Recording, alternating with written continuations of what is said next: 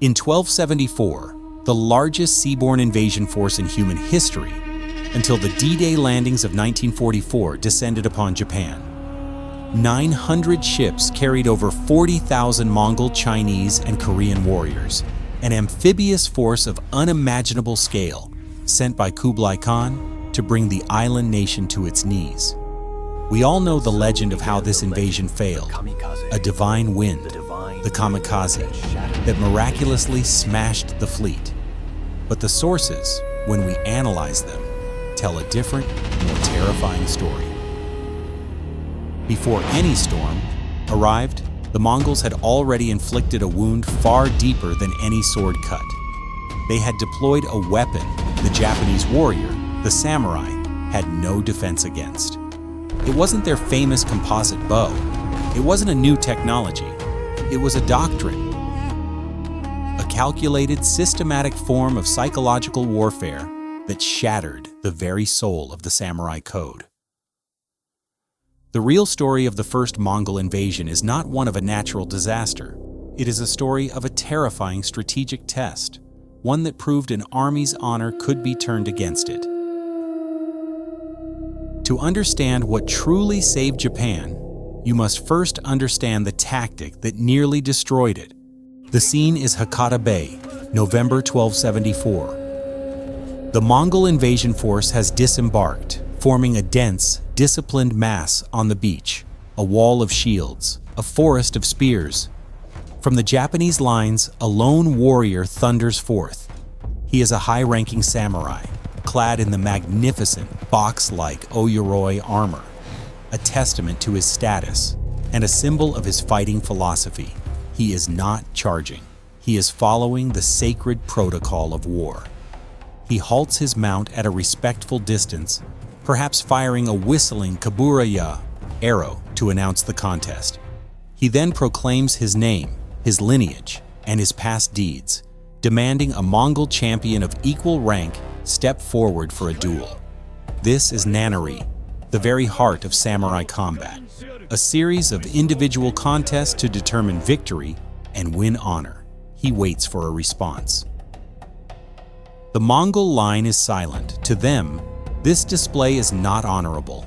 It is madness. This lone, stationary target is not a challenger. He is an opportunity. A Mongol commander gives a single, cold signal. There is no duel.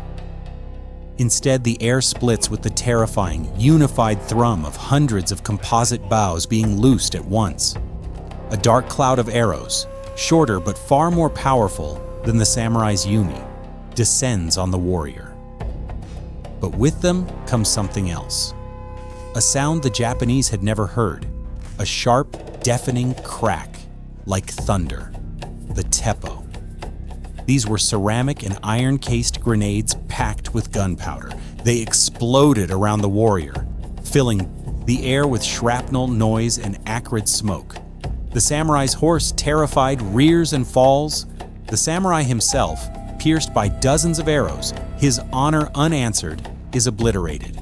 He dies anonymously, not in a glorious contest of steel, but as the first victim of a terrifying, impersonal machine. The Japanese commanders, watching from the hills, are frozen in horror. This was not war as they knew it. This was extermination. How had it come to this? To understand this trap, we must first understand the mind of the Khan and the terrifying doctrine he had perfected. To understand the Mongol doctrine is to understand the difference between a duel and a hunt. The samurai warrior was a duelist. His entire life, his training, his armor, his code of honor, was focused on the nanari, the individual contest of equals. The Mongol warrior, by contrast, was a hunter. He was one part of a vast, disciplined, and utterly ruthless machine designed not to win honor, but to exterminate resistance. This machine ran on a cold, four-part doctrine, a systematic deconstruction of an enemy's will to fight. The first step, as we saw at Hakata Bay, was psychological shock. The primary Japanese source for the invasion, the Hachiman Gudokun, describes the Mongols advancing with frightful war cries, accompanied by the pounding of drums and the clanging of gongs. This was not the relatively ordered, ritualistic battlefield the samurai knew. This was a cacophony, an assault on the senses. And then came the teppo. These were not cannons.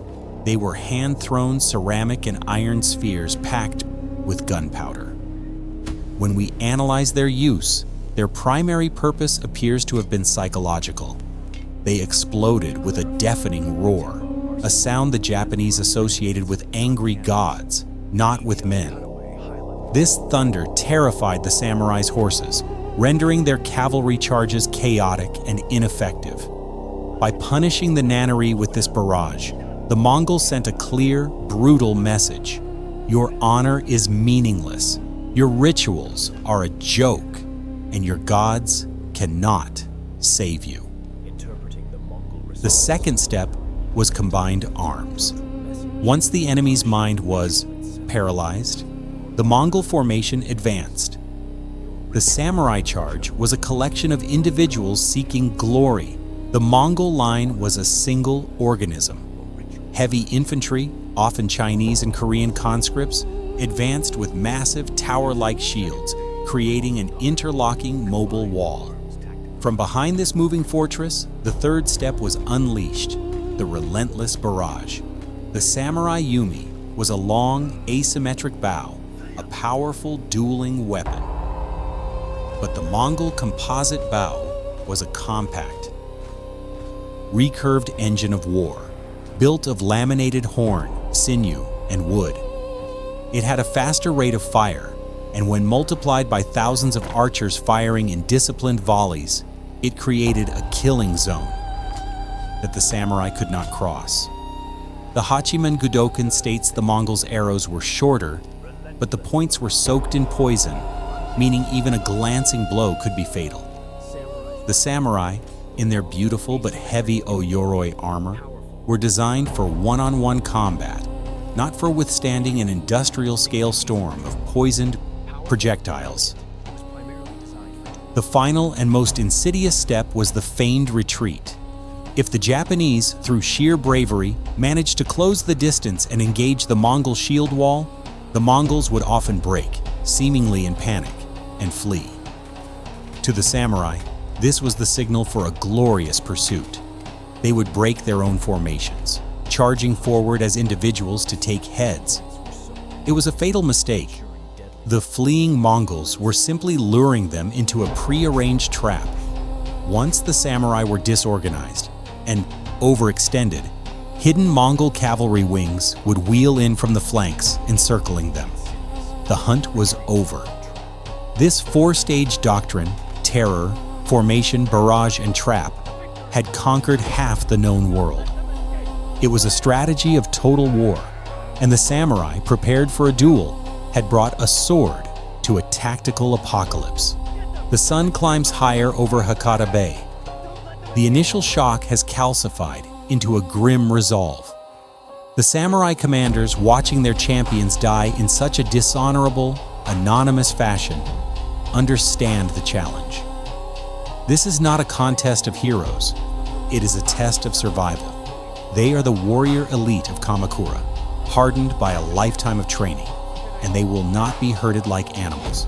The order is given, a general, all-out charge. This time, there will be no nannery, no ritual.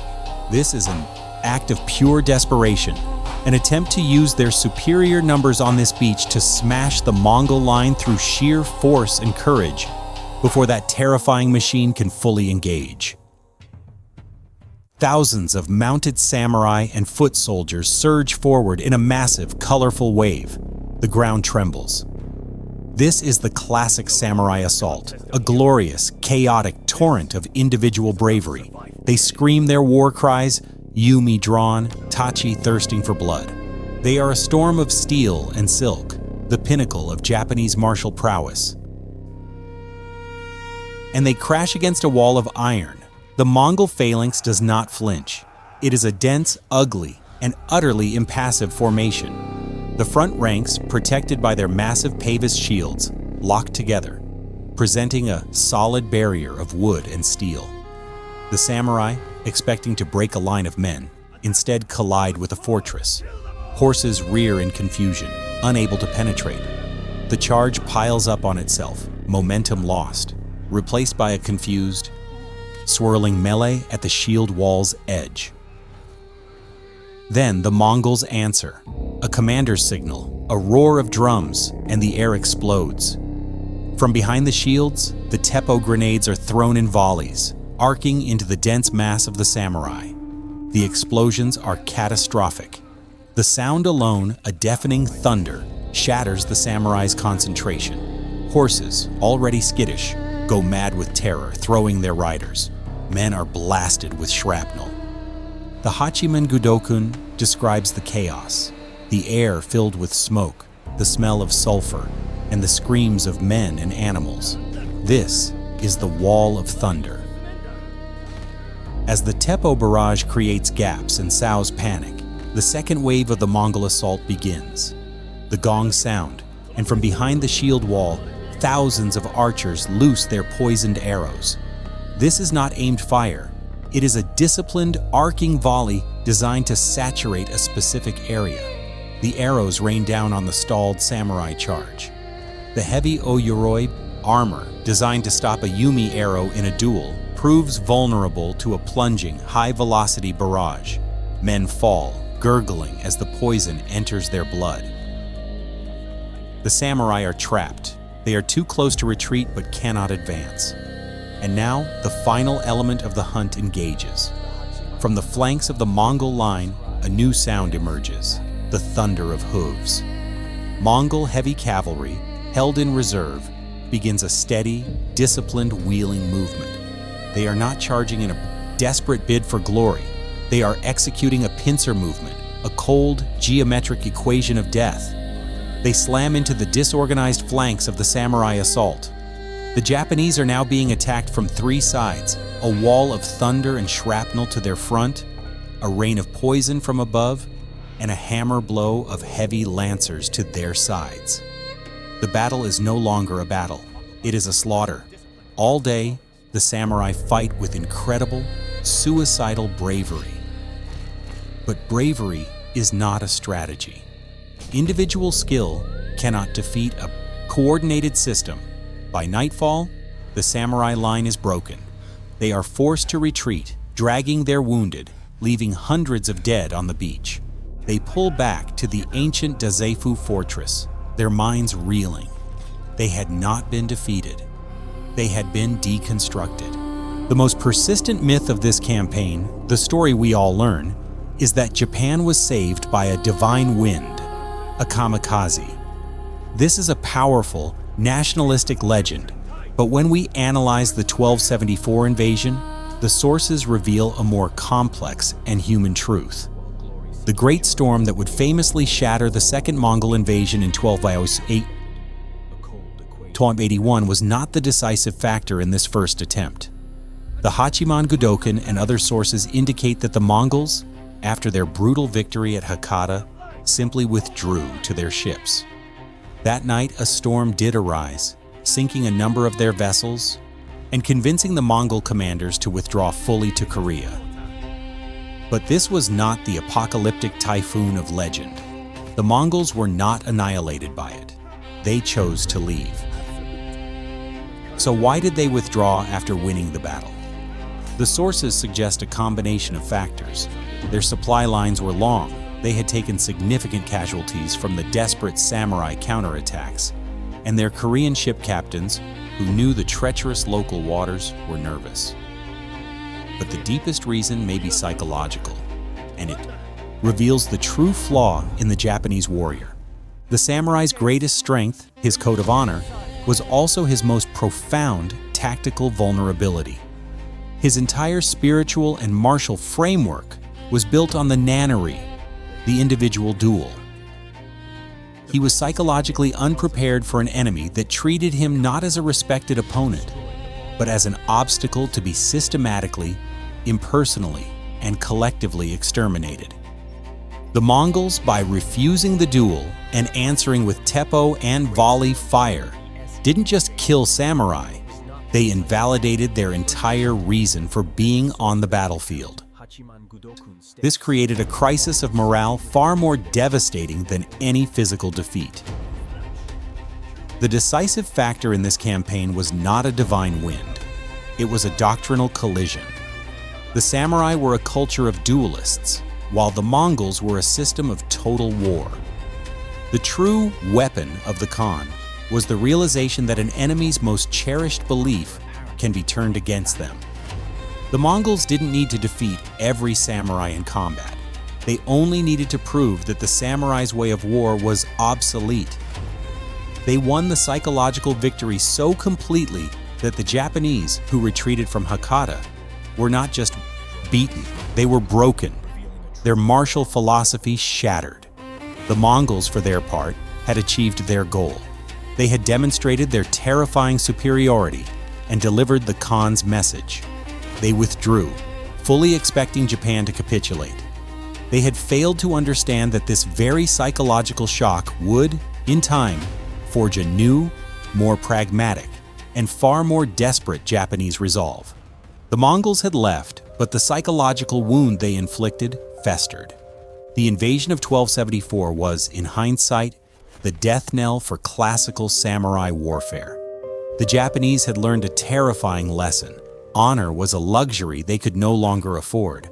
The most immediate and profound consequence was the construction of the Genko Borui, a massive 20-kilometer-long defensive stone wall built along the coast of Hakata Bay.